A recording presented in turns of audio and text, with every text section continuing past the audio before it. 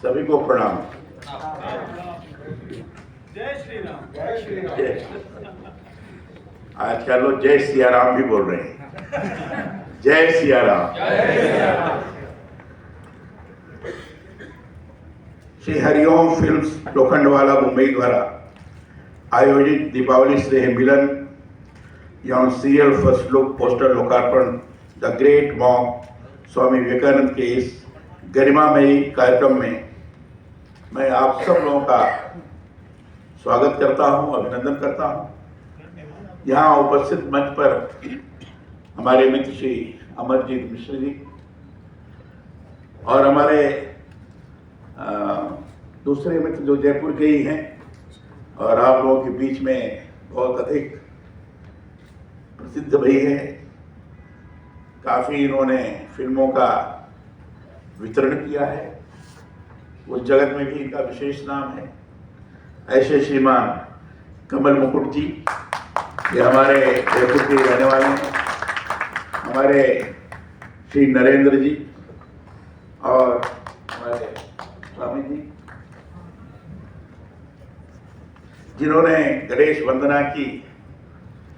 ये हमारे यहाँ राजभवन में अपने सुर से लोगों को बहुत ही मोहित किया था।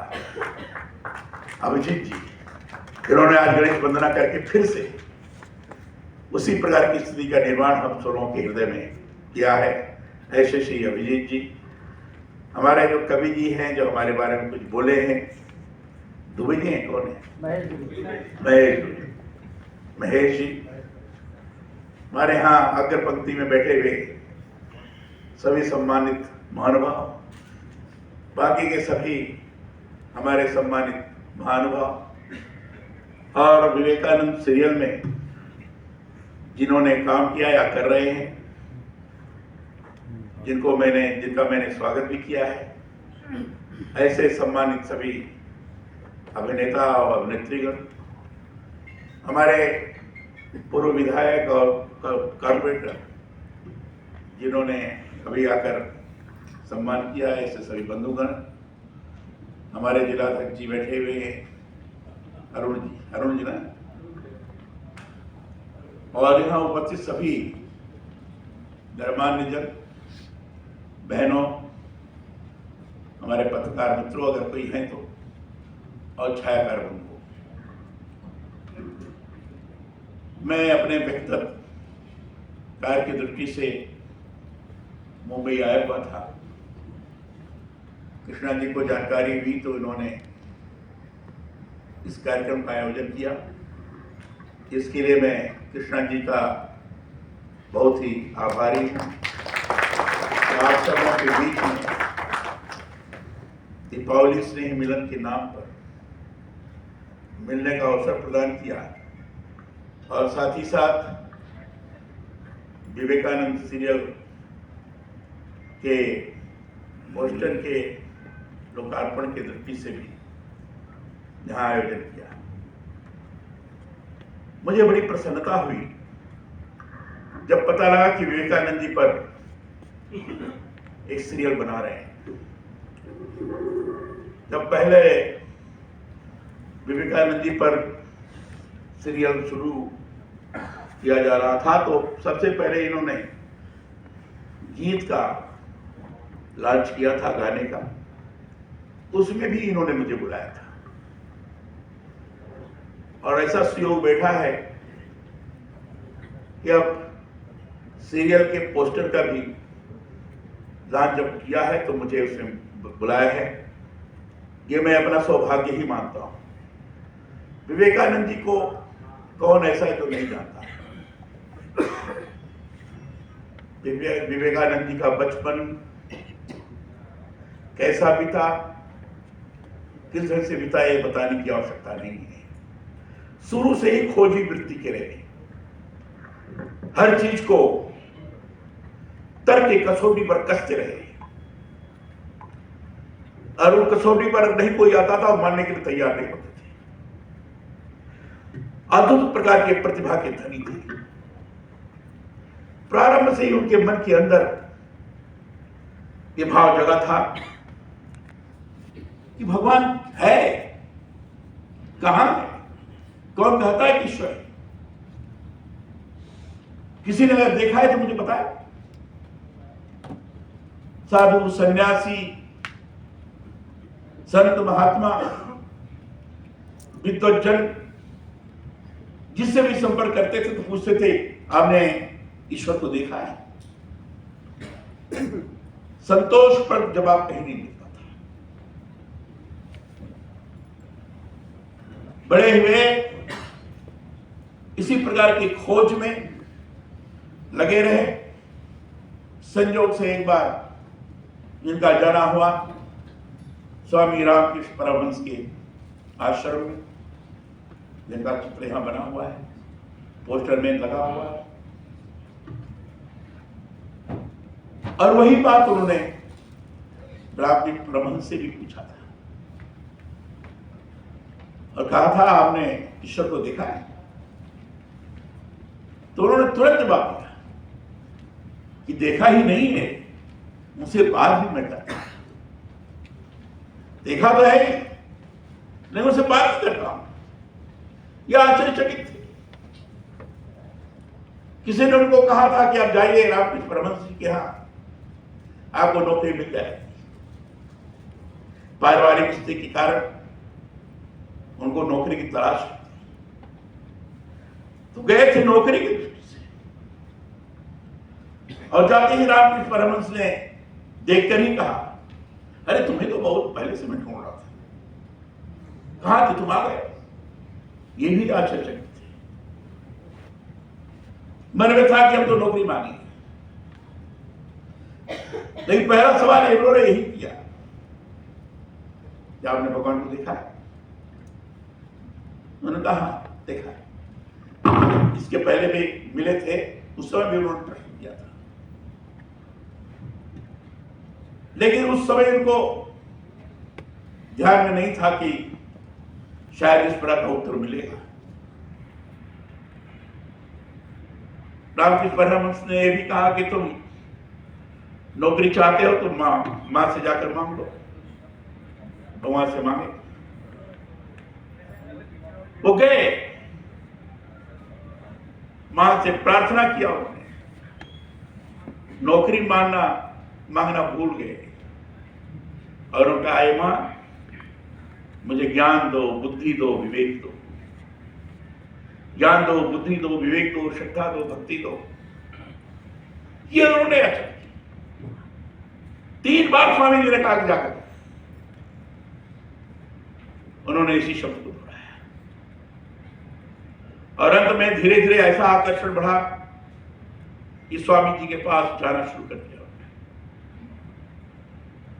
और उस आकर्षण से स्वामी जी के सानिध्य के कारण उनके अंदर स्वतः यह अनुभूत हुआ, हां भगवान है, भगवान की अनुभूति होती है। उस दिशा में जो चिंतन करता है वो प्राप्त होता है, और इसलिए वो स्वामी जी के भक्त हो गए। उनके बारे में वर्णन करना हो बहुत लंबा समय लग जाएगा, मैं बीच बीच में काट के बोल रहा हूं। जब स्वामी जी नहीं रहे तो स्वामी विवेकानंद ने पूरे देश का भ्रमण किया। स्वामी जी के शिष्यों को कैसे रखना, क्या करना, ये भी उनके सामने समस्या थी।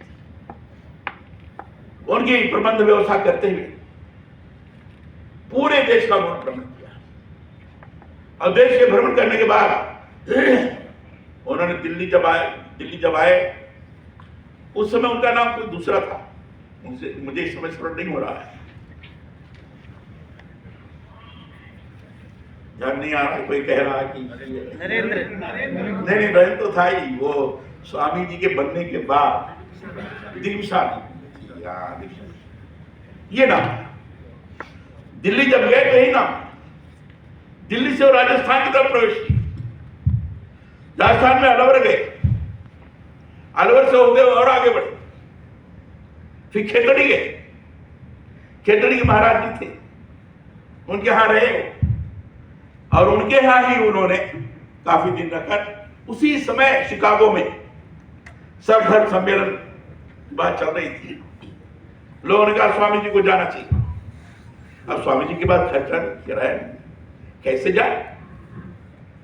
तो आचार्य कहेंगे खेतरी के महाराज ने कहा कि आपका नाम आप दिग्विजय विशानंद नहीं रहेगा, आपका नाम यहां से विवेकानंद होता है।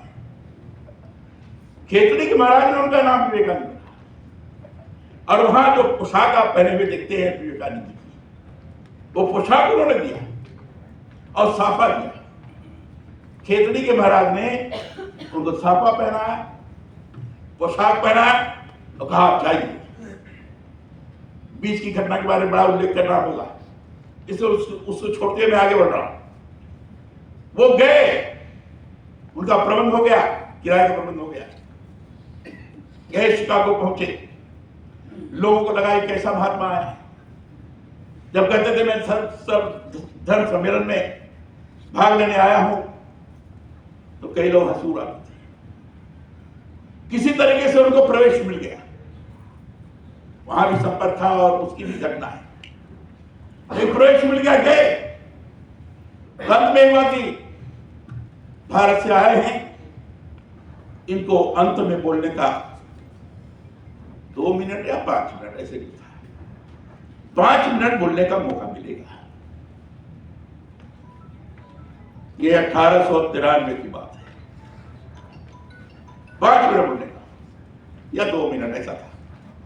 आप आश्चर्य करेंगे, 2 मिनट जो उन्होंने भाषण किया, उस भाषण ने लोगों को इतना आकर्षित किया, इतना ना सम्मोहित हुए कि उन्होंने कहा और बोल नहीं। और बोल करके जब भाषण उन्होंने समाप्त किया, पहले तो इसलिए उनको बोलने का मौका दिया गया कि भारत के आए हैं भाई, इनको भी थोड़ा सा मौका दे दो। अंत में दया से अभिभूत होकर किया। लेकिन बाद में जब सम्मेलन में चर्चा चली, तो सभी लोगों के बोलने के बाद स्वामी विवेकानंद को इसलिए बुलाया जाता था कि इनको सुनने के लिए भीड़ बनी रहेगी, इसलिए इनको अंत में बोलने दिया जाए। अद्भुत था। बोलते क्या थे? हिंदुत्व पर बोलते, ब्रह्मांड पर बोलते। हिंदुत्व ही जीवन का दर्शन है, पूरे विश्व को प्रदान कर सकता है। हिंदुत्व के अंदर ही सभी धर्म समाहित है। हिंदुत्व किसी का विरोधी नहीं है। जय श्री राम। जय श्री राम। अरे आह्वान करते हुए आगे बढ़ते गए। कोई धर्म आलोचना योग्य नहीं है, लेकिन बाकी के धर्म अगर किसी की आलोचना करते हैं तो वो भी योग्य नहीं है। और इसलिए उन्होंने कहा सनातन धर्म हिंदुत्व ये सबके लिए, सब इसमें समाहित है, सभी के लिए प्रेरणा प्रदान करने वाला हिंदुत्व है। और फिर लगातार उनकी मांग बढ़ती है। अमेरिका में अनेक स्थानों पर विभिन्न विषयों पर, केवल सनातन पर ही नहीं, वैदिक काल में पढ़ाई कैसी होती थी, शिक्षा की दिशा क्या होनी चाहिए, सामाजिक नीति कैसी होनी चाहिए, आर्थिक व्यवस्था कैसी होनी चाहिए, विभिन्न विषयों पर उनका उद्गार होता था और लोग उसको बड़ा ध्यान से सुनते थे।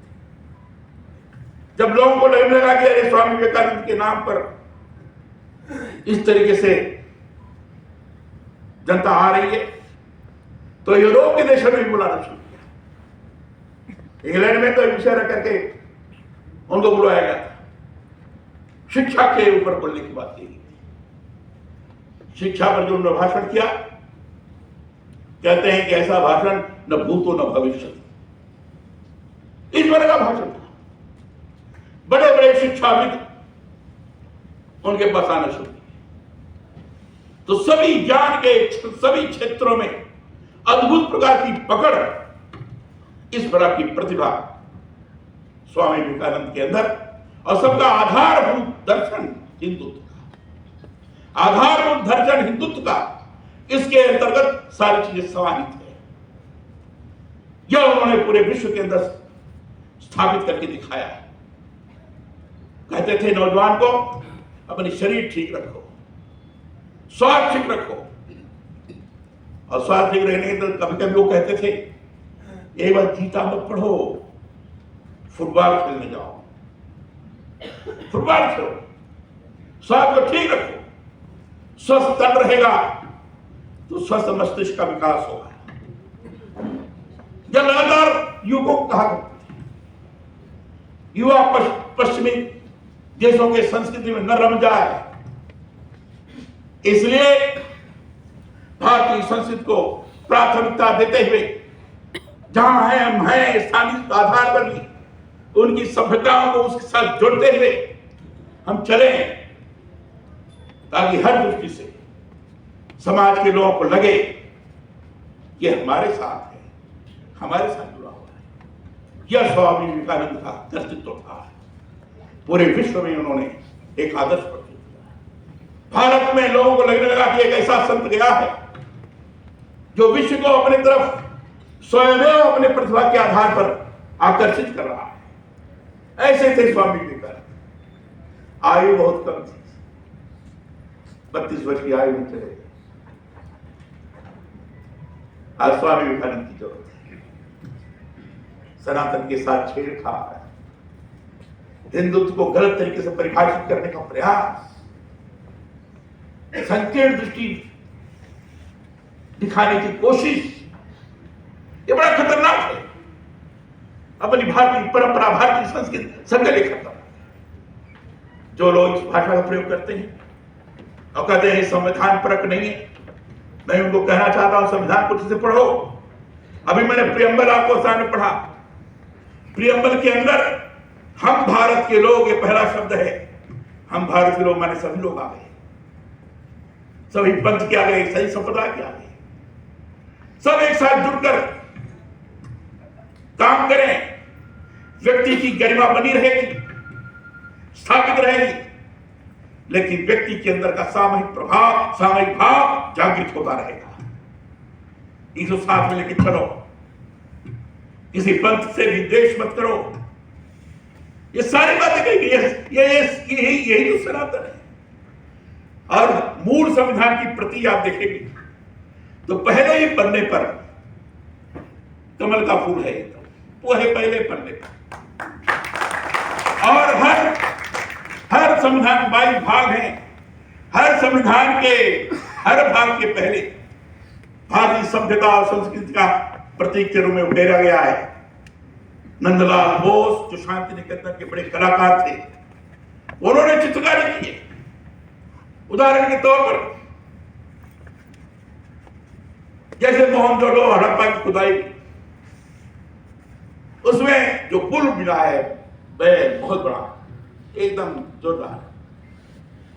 तो पहले भाग में जो संविधान के एकात्मक फेडरल गवर्नमेंट की कल्पना की गई, उसमें पुल को दिखाया गया, संदेश दिया गया है कि फेडरल गवर्नमेंट तो होगी लेकिन केंद्र मजबूत रहेगा और इसके आधार पर पूरी मजबूती पूरे देश की बनी रहेगी और लोकतांत्रिक प्रक्रिया समुचित तौर पर संचालित होगी, ये संदेश दिया गया है। किसी भाग के पहले गुरुकुल का उदाहरण रखा गया है।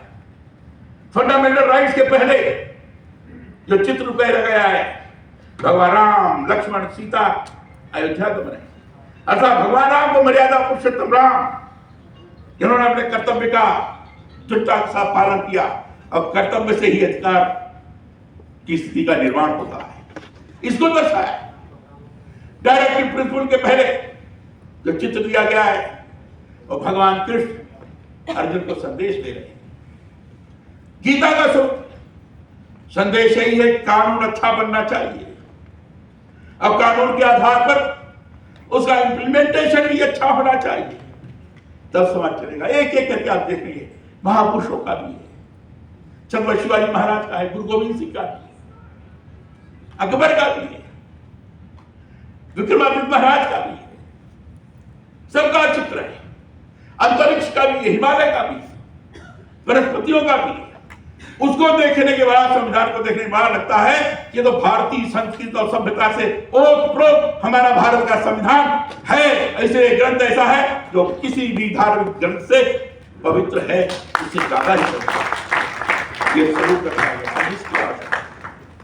स्वामी विवेकानंद को अगर हम आचरित करते हैं तो संविधान के अनुसार जो संविधान उस व्यापकता को प्रकट करने में सक्षम है, उसको हमें ग्रहण करना चाहिए। ये सीरियल जो बना रहे हैं, सीरियल के माध्यम से निश्चित रूप से विवेकानंद जी का ये संदेश आम जन को प्राप्त होगा, ऐसा मेरा विश्वास है, और उसके अनुसार अपना आचरण करेंगे। इसी बात को कहकर मैं ये सीरियल सफल हो, आगे बढ़े, ये शुभकामना व्यक्त करते हुए अपनी वाणी में समाप्त करता हूं। बहुत बहुत धन्यवाद।